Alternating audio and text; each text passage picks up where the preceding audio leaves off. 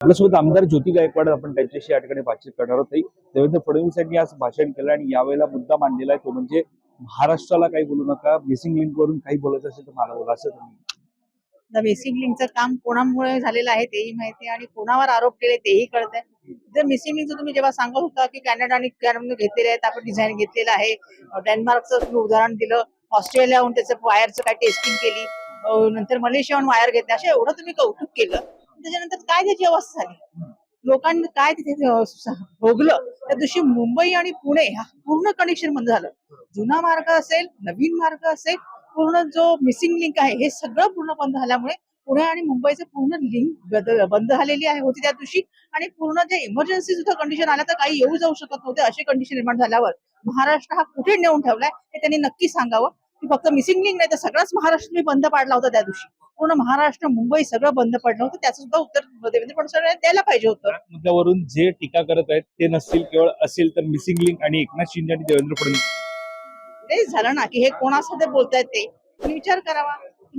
तुम्ही जेव्हा सरकारमध्ये आहात, तुमच्या बरोबर जे सहकार्य जे कोणी झालं आहे तर दुसऱ्यांवर टाकण्यात काही अर्थ नाही. तुम्ही त्याचा स्वतः पण त्याच्यावर घ्यायला, तुम्ही त्यांच्याबरोबर होता, तुम्ही दोघांनी निर्णय घेतला, तेव्हा तुमच्यावर पण ती जबाबदारी आहे आणि त्याची जबाबदारी तुम्ही पण घेणं तेवढंच आवश्यक आहे असं मला वाटतं. महिला आमदारात या सरकारनं लाडकी बहीण योजना सुरू केली, मात्र दुसरीकडे ज्या बहिणी आहेत त्यांच्यावरती सध्या पाहायला गेलं तर नगरसेवक हे मारहाण करताना पाहायला मिळत आहेत. या सरकारचा भाग होता लाडकी बहीण योजनेचा, मात्र आता जी घटना समोर येतात याकडे कसं? नक्कीच हा महाराष्ट्रामध्ये महिला सुरक्षा या आता परत नेहमीच ऐरीनं राहिलेला आहे. आम्ही मागच्या वेळी पण म्हटलो होतो की आम्हाला महिला सुरक्षा महत्वाची आहे त्या तुमच्या 1500 रुपयापेक्षा. आणि तेव्हा ह्यांना देवेंद्र फडणवीस साहेबांनाच राग आला होता की हे काय म्हणतात. आणि नंतर नसरापूरची घटना घडल्यावर तिकडच्या महिलेने सुद्धा हेच वाक्य सेम वापरलं की आम्हाला महिलांना सुरक्षा द्या, आम्हाला तुमचे 1500 रुपये नको. आणि जेव्हा तुम्ही 2100 रुपयाची वल्गणा केल्या त्या सुद्धा तुम्ही कंप्लीट केल्या नाहीत. आणि महिलांना सुरक्षा देण्याचं आता कुठेच नाहीये.